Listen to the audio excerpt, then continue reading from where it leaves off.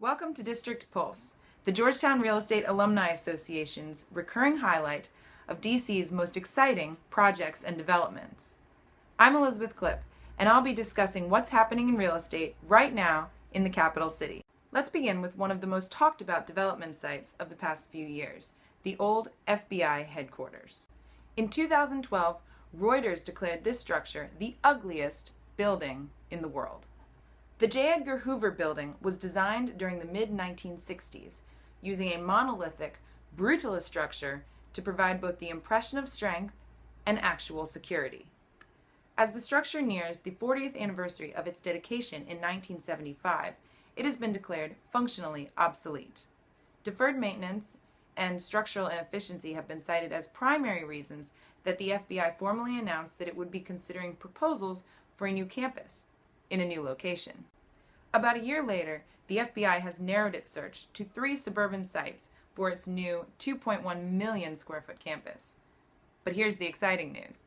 The GSA announced that whichever developer is selected to build the new FBI headquarters will receive an exceptional prize: redevelopment rights for the old site, an entire city block in the center of downtown DC.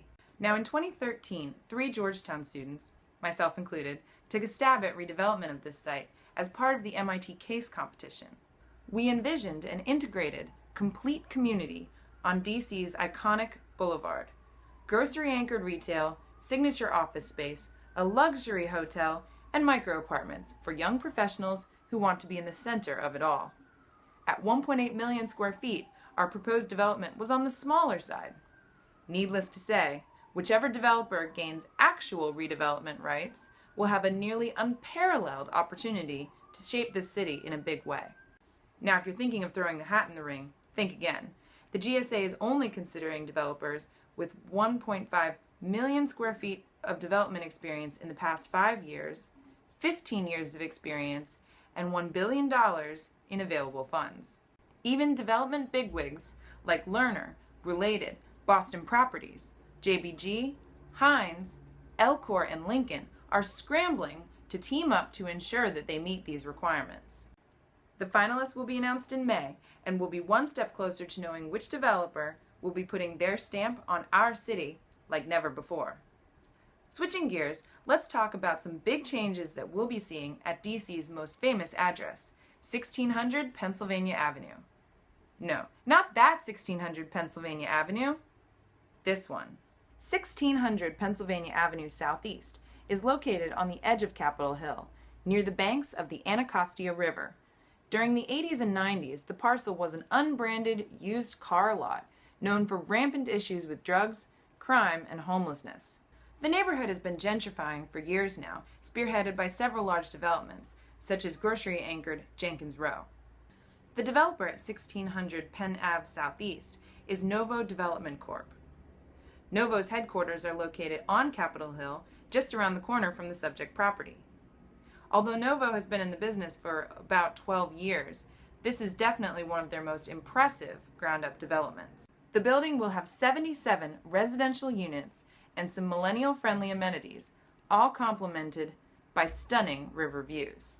In my opinion, this project is representative of how a developer can truly benefit by respecting the history and character of a neighborhood.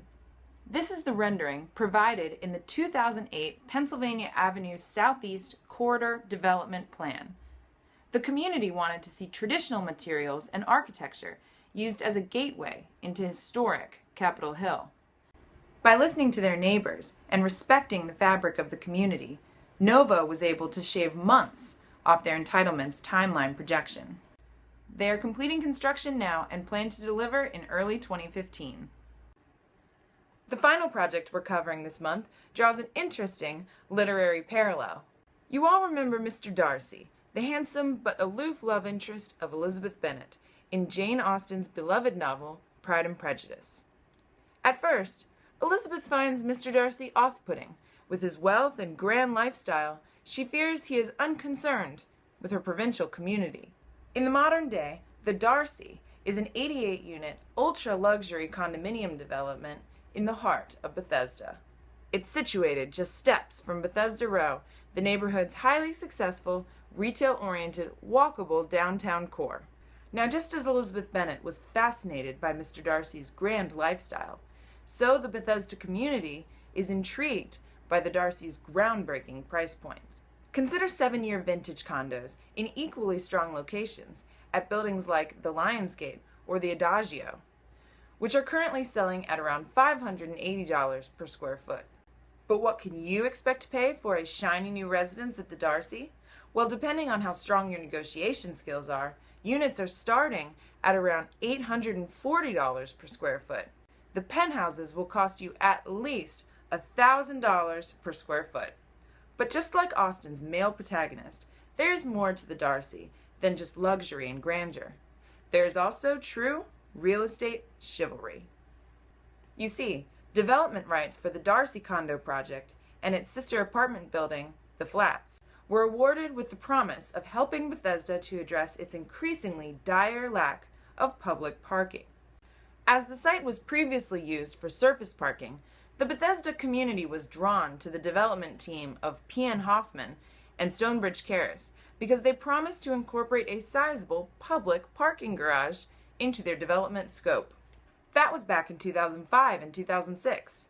Since then, the developers have upped the ante, adding public access and pedestrian experience improvements to their scope in order to push the land transfer over the finish line. After years in the entitlements process, this public-private partnership project finally began construction in 2012. Today, construction on the Darcy is well underway. A sizable chunk of the condo units have already been sold, and most exciting for Bethesda residents, the public parking garage is now open. By adding 960 spaces to Bethesda's inventory, the Darcy has certainly shown that it is a gentleman of a development worthy of its name. Thanks for tuning in this January. Look for us next month as we continue to highlight DC's most exciting real estate projects and events.